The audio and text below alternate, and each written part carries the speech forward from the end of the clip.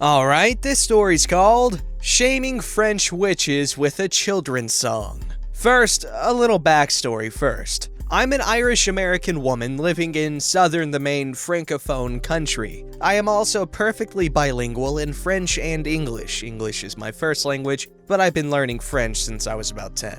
I'm now 34 and have been in the original francophone country for 5 years. Suffice to say, my French is basically flawless at this point. Now, in this francophone country, there is a subset of the population that is, less than kind of foreigners. Now, I work in a steel foundry machine shop, and my company has another American woman in the office staff, who is also one of my close drinking buddies.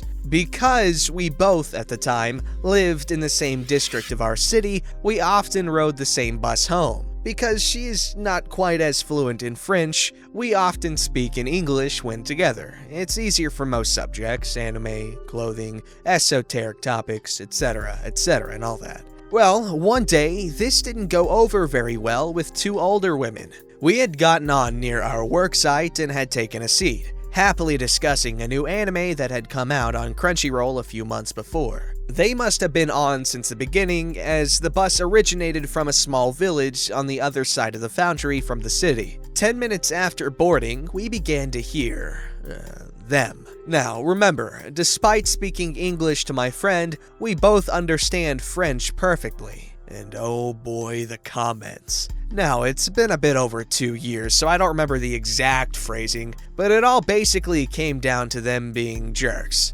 Speak French, you are in the francophone country, jerks. Listen to these stupid Americans. I wish they would actually learn the language. You know how they think, always need to be the center of attention. They have the IQ of an oyster. Sorry, I'm turning German. A particularly French way of saying stupid.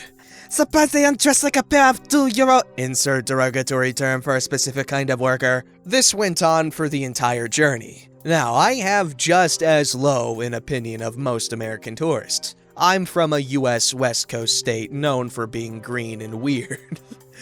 And while we are a friendly bunch, I often joke about how folks from a state known for Apple and the film industry are the most invasive species in my state. And so, I take exception to being compared to garbage tourists. I'm also a petty jerk, and both me and my friend knew these women did not speak English, as we had tested the theory by calling them bitter old dingbats and other insults that don't translate easily into French. So we hatched a plan. We had basically had enough, and wanting to pick up some pastries from downtown, I am a total pushover when it comes to eclairs, decided we would shame these two in the most obnoxious way possible. As my friend pressed the button to request to stop, I quietly turned and faced the two witches. In perfect region-specific accented French, I say, I hope you two have something else to talk about after we get off. I really do enjoy being the center of attention. The looks of shock and horror on their faces were priceless. They were talking loud enough that the dead could hear. This was where my friend joined in. I guess as dumb American derogatory terms, we should start learning French. Say, I know a song we can practice with. As the bus stopped and we stood up, singing Frère Jacques at the top of our lungs, loud enough that everybody could hear, we got off the bus, still singing as the bus pulled out, the driver grinning like an idiot and several other passengers laughing as these two women tried to hide their embarrassment. Pretty certain a guy who was sitting behind us had joined in the song. We got eclairs at one of my favorite local places, which was still a ways from our homes, but damn, the walk was worth those pastries. Moral of the story, don't assume that the foreigners speaking a different language don't understand you. Edit, just for the record, the reason I speak a specific version of French is because my tutor comes from Bordeaux, so I have a lot of her colloquialisms. Likewise, what I did was not illegal, just obnoxious. Edit 2. Another for the record, my written French is relatively horrible. Wow. No shame in admitting my translations in the comments will probably look weird. I'm still trying to figure out where colloquial crosses into writing when it comes to the language. Yo, I love stories like that. My cousin, she has a story like that from when she was on the bus. I think I told it on Voicey here, but basically, so she's fluent in English and Urdu, and people were talking crap about her in a seat adjacent to her so she could hear everything that was being said, and then after a few minutes of hearing them talk trash about her, she was like, oh, by the way, I can understand you in like perfect Urdu. I don't remember exactly what she told me, what was said on either parts, but it's still really cool that it happened. And I'm curious, has anyone else had an experience like this, where someone assumed you didn't know a language and they talked about you in said language that they thought you didn't know, and then you make sure they know that you do know the language that they didn't know you knew? Also, if you have a chance to giddy clears and walk with a buddy and talk about stuff like anime, then do it. It's worth it, man. This story's called Call Me a Baseball Pitcher? Have fun getting home. This happened a few years ago when I was in school. I was friends with this guy, who we'll call Dan. Dan and I were pretty close. We're the people who almost dated but never did. But I went to his house a couple times. He lived even further than me. The journey home was about 1.5 hours for him by bus. Suddenly, he stopped talking to me for no reason, and stopped waiting for me as we used to take the bus home together. I asked him what the issue was. Apparently, a girl he was talking to thought I was pretty clingy, and didn't trust him when hanging around me. We then had a huge fight over this, ending with him calling me a baseball pitcher, amongst other things, especially stuff he knew I was sensitive about. I then obviously hated him, and was going to let it go, until a week or so later. I went to class, and there was his travel card. It had clearly fallen out of his pocket. I simply placed it in between textbooks that were stacked behind me. Dan wouldn't have been able to get home without the card, and I assumed he didn't have his debit card on him because he never does. He then wouldn't be able to replace it for a week at least, which would change the transport cost from free to double his week's pocket money. I overheard him telling someone the next day that his mom was mad that he lost it, and he had to stay around school for over an hour as his mom had to finish work, then collect him. It wasn't a huge inconvenience, but it felt very good that it had made his day a little worse. Edits, by talking to, I assumed there was some sort of romantic intentions. However, according to mutuals, nothing happened between them.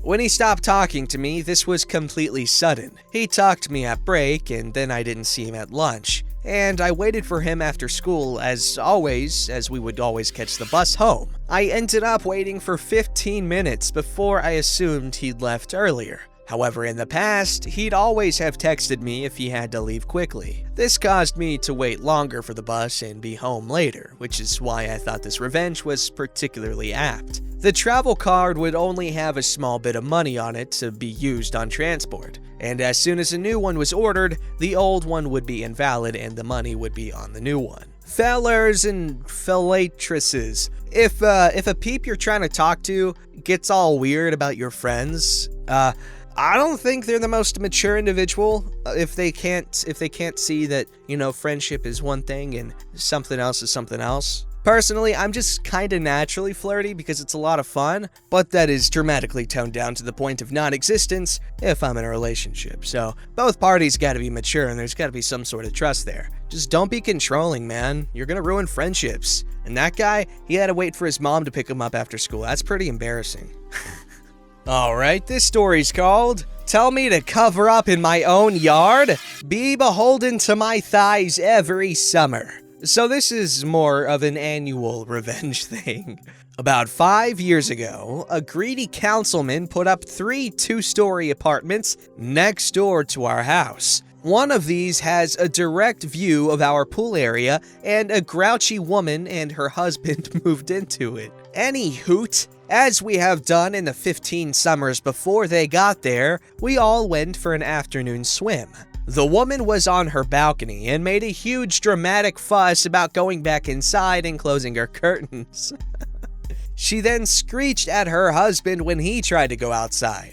It's not like we were indecent or anything, just in our swimsuits. We laughed about it and continued having a nice afternoon at the pool while she roasted inside. A few days went by and I decided it was too hot to be inside and went for a dip. I was in the middle of uni, and this was the only time I'd leave the house between assignments and tests. Now, I do not have a body that stops traffic. I am a regular plump human whose Dorito-loving habits have begun to show around the lower body area. I take off my sarong and jump into the pool. After a few minutes, I sense someone watching me. Look up and find a man on the balcony smoking and staring right at me. I make a bit of an aggressive, "What?" gesture and he scurries back inside, only to return with a woman in tow. The conversation went something along the lines of, Excuse me, could you not swim when my son is out here smoking? He just lost his job and this is the time he'd normally smoke, and you're out here naked and distracting him.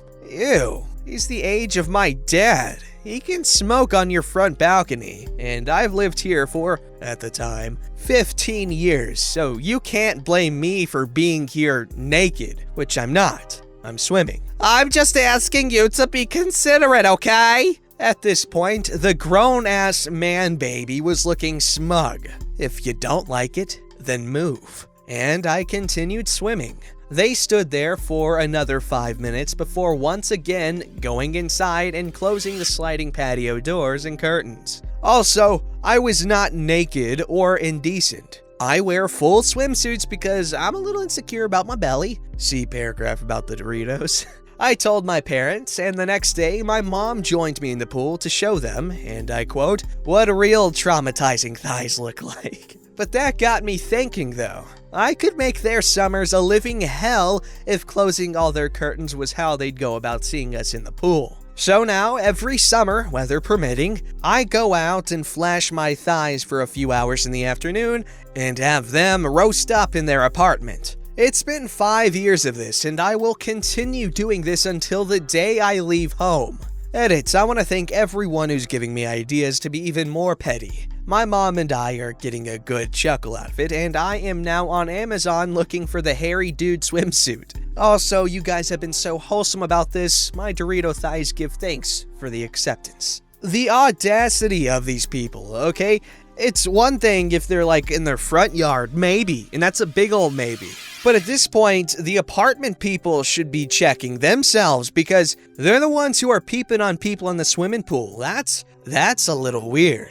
They can mind their own business. Also, OP, you continue to flash your gloriously beautiful Dorito thighs, okay? Don't let anyone stop you. I mean, within reason. There's certain places you shouldn't.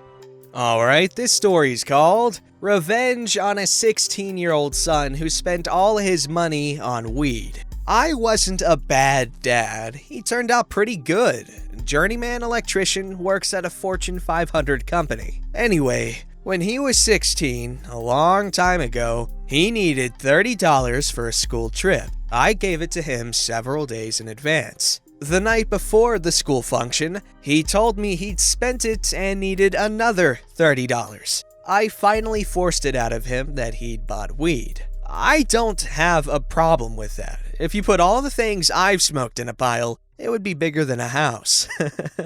But now, he needed more money. So I said, okay, you go with me to the store and do what I ask. I'll give you more money and even throw in a little extra. He agreed, having pretty much no choice. I grabbed something out of the kitchen on the way out. We went to Target, kind of an upscale joint around here for simple crap, but before we got out of the car, I told him the deal. You have to wear a hat made of this aluminum foil and you can't talk to anybody. If somebody says something or asks you a question, just mumble, "I can't take it again. Not like last time." He agreed. I made the hat, included a little point on the top and 2 flaps that covered his ears. I put kind of a tail at the back. It looked perfect. I walked around the store and he had to stay at least 10 feet away so people wouldn't think we were together. I heard him mumble unintelligent crap a few times as people stared and walked past. He never broke character and walked through nearly every section.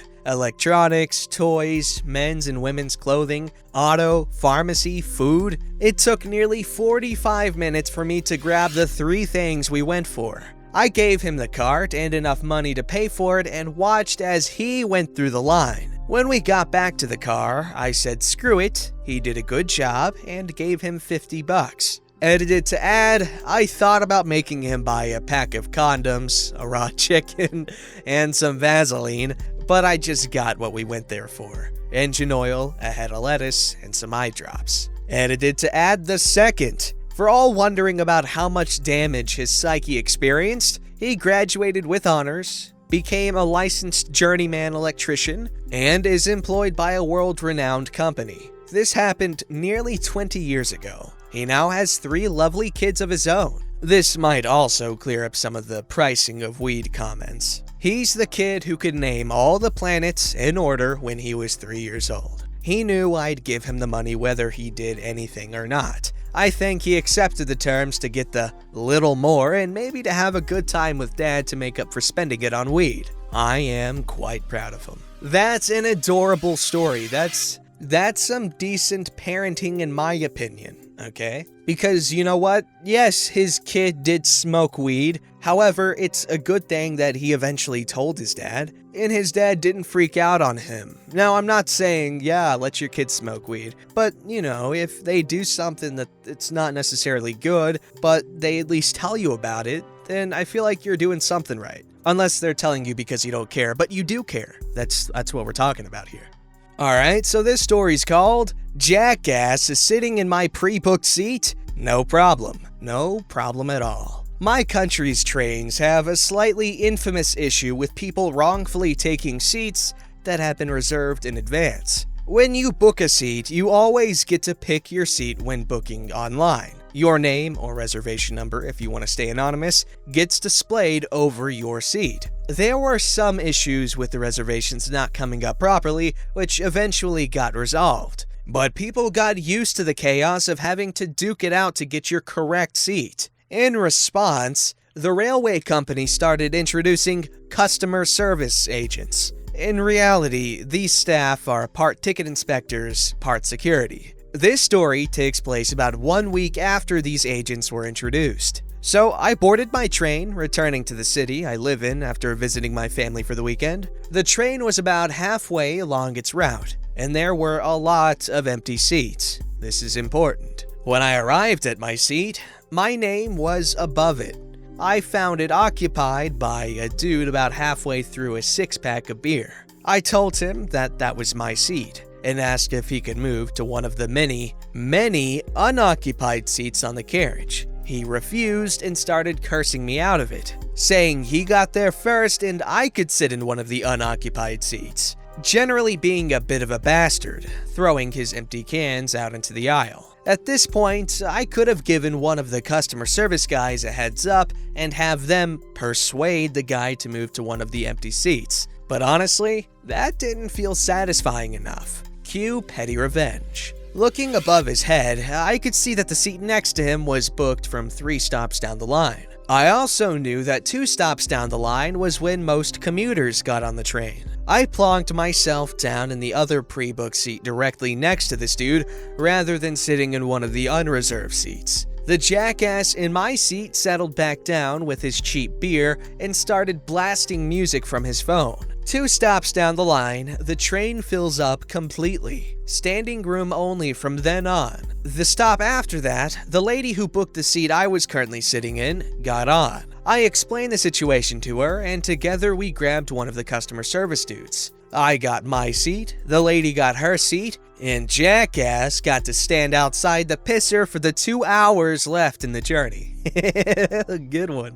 I was wondering where they were going to go with this, but they waited until there was no more sitting room left. Smart. Don't forget to like, subscribe, and hit that bell to never miss an episode.